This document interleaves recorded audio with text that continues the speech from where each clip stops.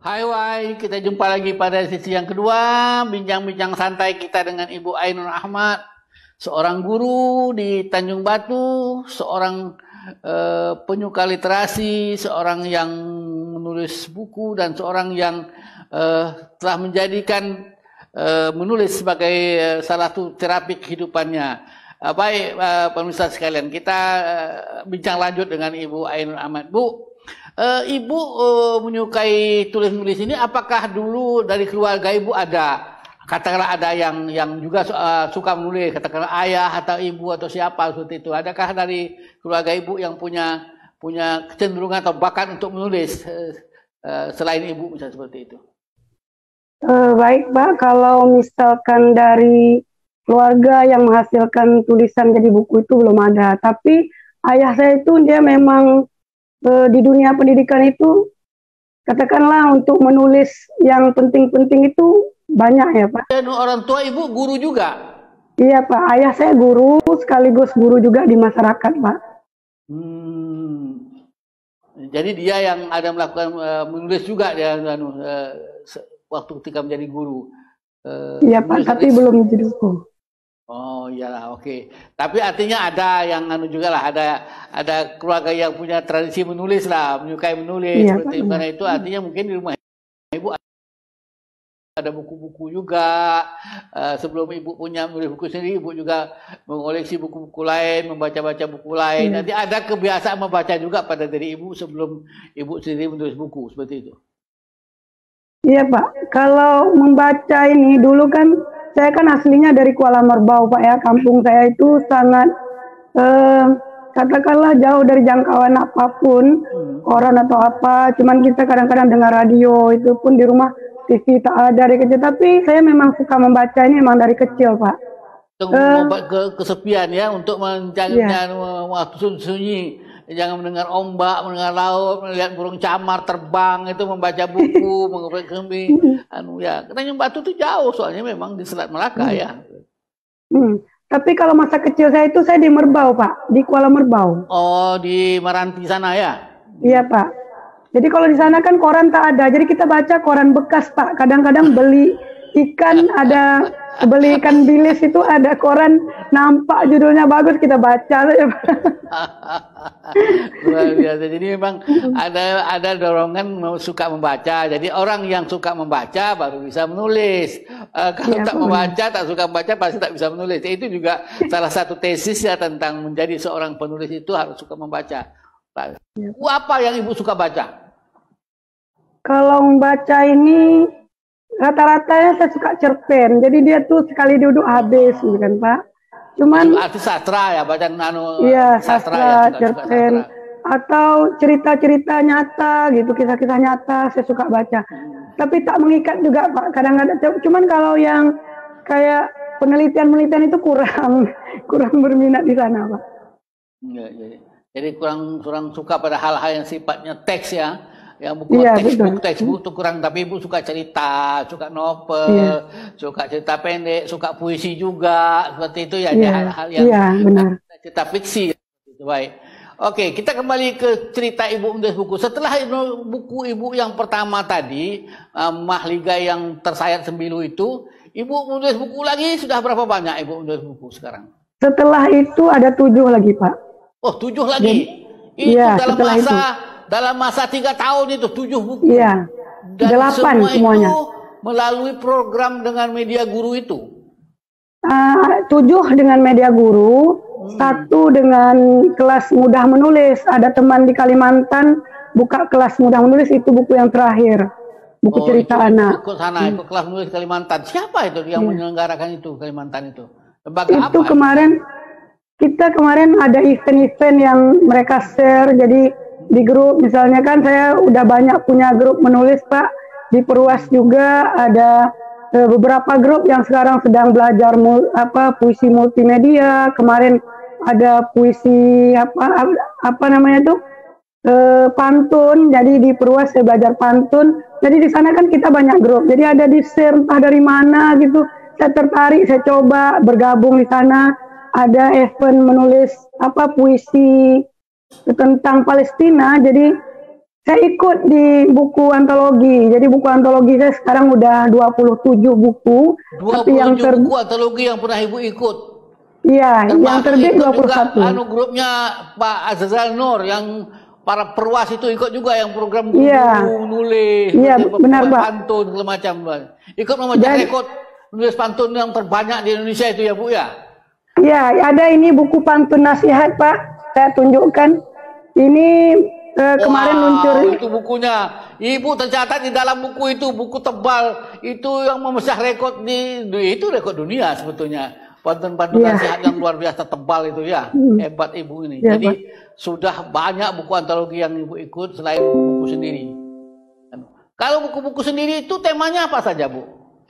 Buku sendiri itu temanya ada yang cerpen, kemudian ada cerita anak, memoir, kemudian ada ini Pak, saya tunjukkan ini cerpen, Rindu di Atas Kertas Untuk Ayah ini idenya dari anak-anak saya Pak.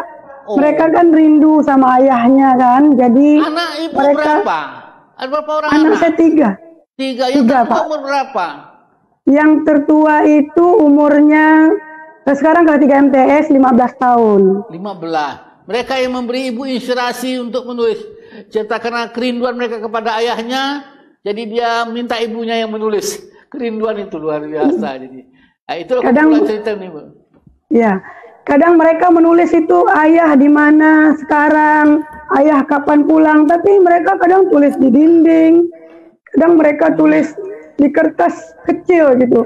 Mereka tak berani karena saya dinyatakan depresi, saya sering marah kan Pak. Jadi dalam 1 tahun itu memang batin itu bergejolak. Jadi anak-anak kadang sering mendapat ya semacam marahan dari saya. Jadi mereka mungkin nggak berani bertanya, tapi mereka menuliskan pertanyaan mereka itu di kertas kecil. Ayah di mana?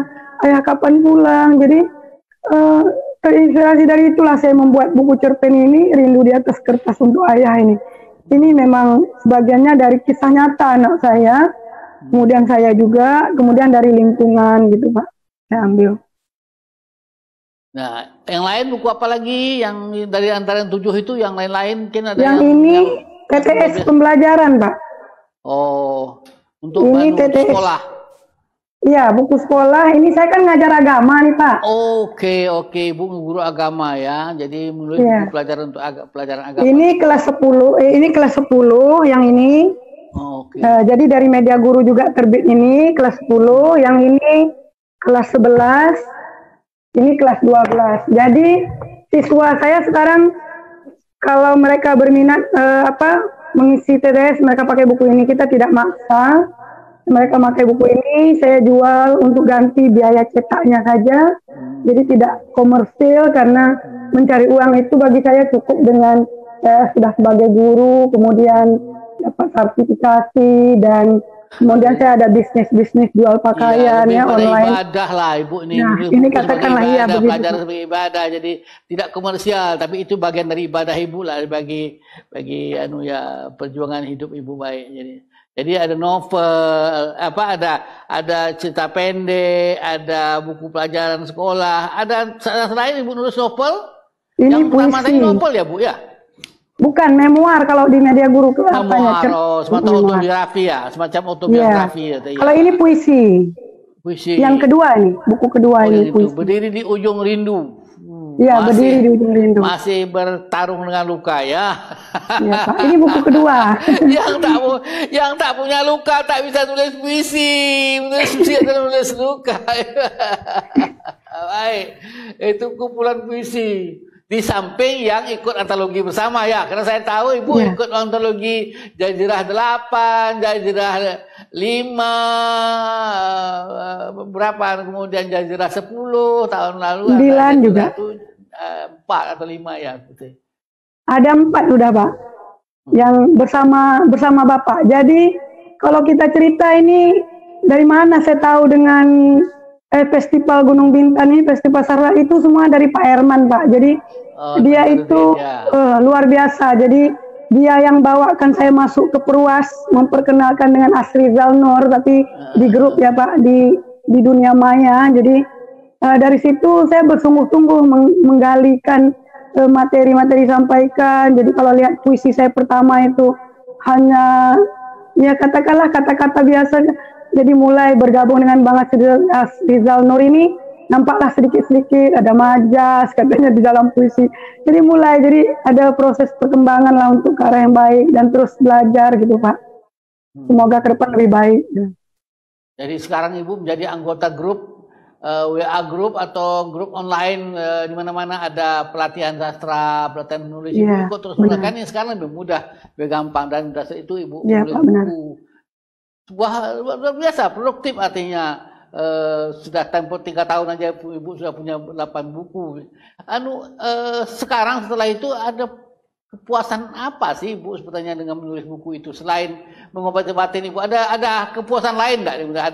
Ada semacam kebahagiaan lain enggak selama menulis buku itu?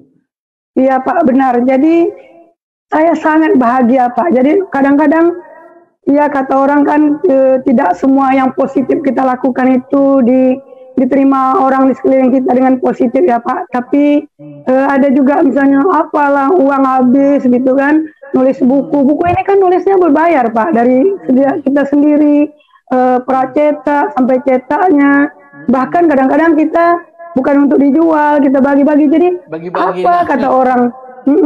Jadi kalau saya kebahagiaan itu menurut saya itu tidak bisa dibeli dengan uang. Tapi dengan saya berkarya ini saya benar-benar mendapat rasa bahagia Pak, dari saya mengeluarkan semua pikiran saya tak punya waktu senggang untuk katakanlah bermenung yang tidak positif ya Pak, menangis, berkurung diri di kamar seperti setahun sebelum saya menulis itu. Memang saya setiap 3 minggu 1 kali, bahkan 1 bulan sekali atau 2 kali saya ke psikiater, ke dokter kejiwaan. Karena dinyatakan depresi tadi, jadi saya bilang sampai kapan saya harus begini. Jadi saya sudah bosan melihat obat itu, tapi saya masih merasa luka itu Pak. Nah jadi dengan menulis itu beransur. Ibu tak mau menikah lagi. Tak ada keinginan untuk menikah lagi. Mengobati luka dengan cara lain, menikah lagi misalnya. Aduh, belum terpikirkan sampai di sana Bapak. Pikirkan lagi ya. Mungkin 3 panglima, 3 laki-laki saya lihat kemarin ya. Iya, 3 laki-laki. Semuanya panglima semua ya. Iya Pak, benar. Panglima ini yang melarang ya. Jangan dulu. Tidak ada. Jadi panglima itu betul-betul mendukung apa. Kalau mereka tidak mengganggu dalam kegiatan saya itu artinya mereka mendukung. Jadi kalau sekarang saya sudah bahagia, mungkin saya jalanilah seperti ini. Terus menulis, kalau Allah berkehendak ya saya jalani sesuai kehendaknya. Tapi kalau memikirkan untuk menikah lagi itu belum ada dalam pikiran Pak. Jangan menikah nih, gara-gara menikah lagi nanti tak bisa nulis buku lagi, tak ada inspirasi lagi ya, mengurus suami aja kan. Menjadi tidak produktif, tak ada lukanya. Kalau tak ada lukanya tak bisa nulis, tak bisa puisi. Oke, baik para pemirsa sekalian, ini canda kami dengan Ibu Ainun, perempuan yang memilih membesarkan 3 anaknya dan kepingin melupakan masa lalunya dengan menulis buku, mencetak buku dan anak-anaknya mendukung kerja ibunya untuk menulis buku. Baik pemirsa sekalian, kita break dulu pada sesi yang kedua ini. Kita jumpa lagi pada sesi yang ketiga. Kita tanya lagi Bu Ainun nih cerita tentang menulis ini. Ini seorang guru yang sangat mencintai literasi dan dia menjadikan penulis sebagai bahagian daripada hidupnya sekarang pada saat ini. Baik pemirsa, kita jumpa lagi pada sesi yang ketiga. Hai, kita jumpa lagi pada sesi yang ketiga.